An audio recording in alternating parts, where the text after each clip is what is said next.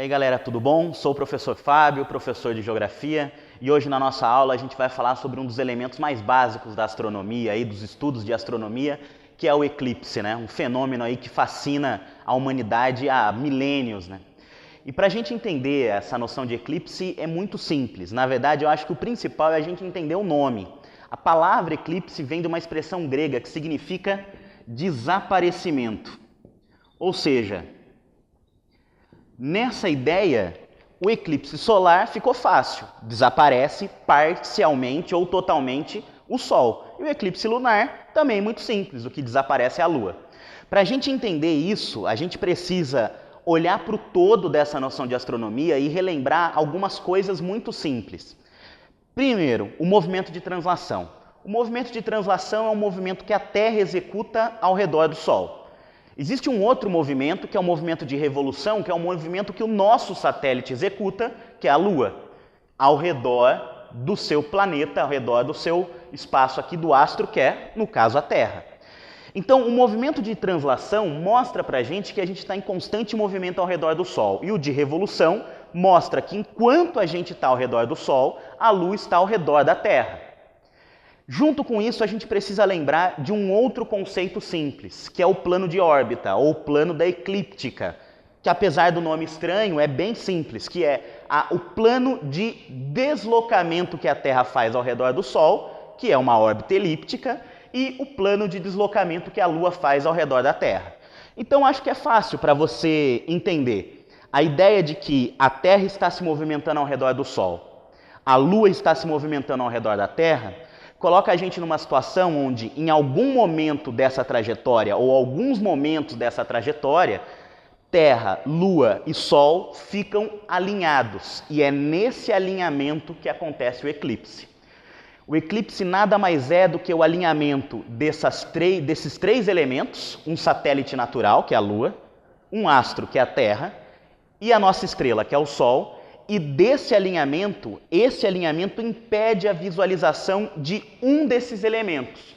Como a gente está na Terra, o elemento que a gente está tratando é sempre ou a Lua ou o Sol. Para a gente entender o que é o eclipse solar, então, se eclipse é desaparecimento, a gente já sabe que o que desaparece total ou parcialmente é o Sol. Para a gente entender isso aqui, é só a gente imaginar a seguinte situação. No eclipse solar, eu tenho um alinhamento onde a Lua se coloca entre a Terra e o Sol. Ou seja, num pedaço do nosso planeta, vai ficar difícil a visualização do que está atrás dessa Lua, que é a nossa estrela, o Sol. Você pode estar pensando assim, falar, mas como? Se a Lua é tão pequenininha e o Sol é tão grande, na verdade a gente tem que pensar na noção de perspectiva, né? Na distância que a Lua está da Terra, muito menor que a distância do Sol da Terra. Então, dentro dessa lógica, nesse modelo do eclipse solar, a Lua se colocando entre a Terra e o Sol, eu tenho um pedaço do nosso planeta que vai ficar sem ver total ou parcialmente esse Sol. Quando a gente fala do eclipse lunar, então, eu tenho o desaparecimento da Lua. Nessa situação, eu tenho esse modelo abaixo. Nesse modelo abaixo, o eclipse lunar é quando eu tenho o alinhamento Sol, Terra, Lua.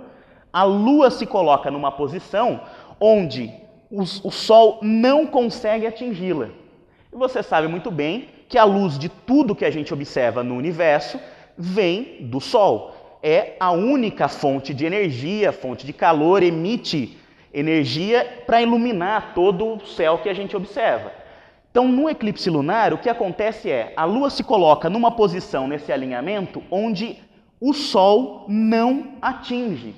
Consequentemente, essa faixa aqui do nosso planeta vai deixar de ver a Lua total ou parcialmente. Tudo bem? O segredo é muito simples. Eclipse é o alinhamento. O que determina esse alinhamento? O plano da órbita. E esse plano da órbita é dado pelo movimento de translação e pelo movimento de revolução. Translação da Terra, revolução da Lua.